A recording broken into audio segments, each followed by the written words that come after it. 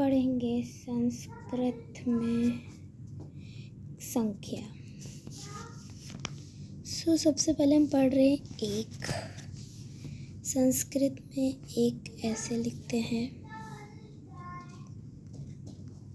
फिर है हमारा यहाँ पे दो, इसको पढ़ते हैं द्वि। ये है त्रि, ये है चतुर। इसमें यहाँ ध्यान से देखें तो यहाँ पे रेफ लगी हुई है। फिर इसके बाद यहाँ पे है पंचन, जिसको कहते हैं पाँच। हाँ, फिर है यहाँ पे एक, ये छः को हम षट भी कहते हैं, क्षण भी कहते हैं और शश भी कहते हैं। ये तीनों हैं छः के नाम, शश, क्षण और षट, ये तीनों कहते हैं। फिर इसके बाद आता है हमारा, फिर है यहाँ पे सप्तन या सप्ती कहते हैं हमारे 7 नंबर को। फिर है षटन या षट, ये कहते हैं 8 नंबर को। ये दोनों नाम ही 8 के लिए हम इस्तेमाल कर सकते हैं। फिर इसके बाद आता है नवन या नव, ये दोनों नंबर 9 के लिए यूज़ होते हैं। फिर आता है हमारा दशन, जो कि यूज़ होता है हमारे 10 नंबर के लिए, या दश भी कह सकते हैं। तो हमें इसमें मेनली स्पेलिंग देखनी होती है कि ये दश कैसे लिखा है, दशन।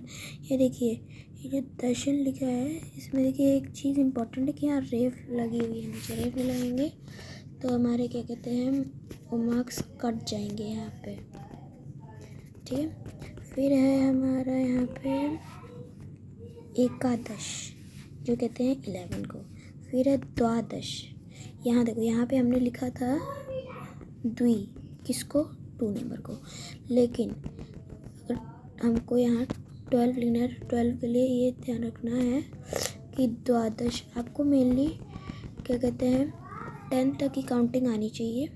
बाकी वैसे ही बस एक लगा, कभी 20 को याद रखना है, 30 वही सब अलग होते हैं, बाकी सब सेम होता है। तो यहाँ तक हमने पढ़ लिया। तो अभी पे है त्रयोदश, जो कहते हैं 13 को। तो यहाँ पे देखो, यहाँ 3 को क्या कहते हैं, 3 को कहते हैं हम त्रि, 3 को कहते हैं हम त्रि। और हमें 10 को क्या कहते हैं, दश। तो अगर हम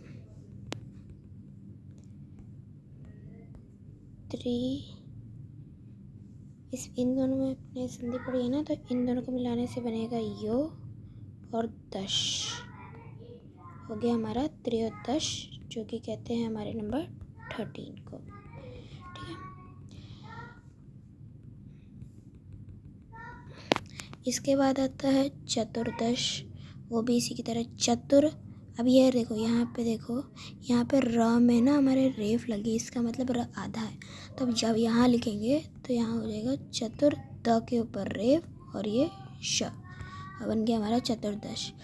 फिर इसके बाद है हमारा पंचदश, पंचन लिखा है ना यहाँ पे, पंच और प्लीज़ साथ में दश, ये हो गया हमारा पंचन दश। फिर इसके बाद है षोडश, षोडश, तो ये कहते हैं हम 16 को। फिर है हमारा सप्तदश, इस वाले को लिया है इन्होंने। फिर है अष्टदश, इस वाले को लिया है इन्होंने, यहाँ पे वही लिख दिया है। हाँ, फिर है नवदश या फिर एकोनविंशति। वैसे एकोनविंशति आपको लर्न करके नीचे सारे उसी से मिलते जुलते आएंगे। वैसे आसान यहाँ पे नवविंशति है, तो आप नवविंशति भी लर्न कर सकते हो। फिर इसके बाद है यहाँ पे विंशति। नवविंशति का मतलब है कि वो नंबर 19 है, तो उसे कहते हैं नवविंशति, ठीक है। फिर है एक विंशति, वही तो बोल रही हूँ आपको, ये 30 यही सब लर्न करने हैं। ये देखो यहाँ पे कहाँ गया 30 हमारा, 30 देखो, यह त्रिशत है। हाँ, फिर नीचे जाते हैं तो ये तो देखिए हमारा यहाँ पे चत्वारिशत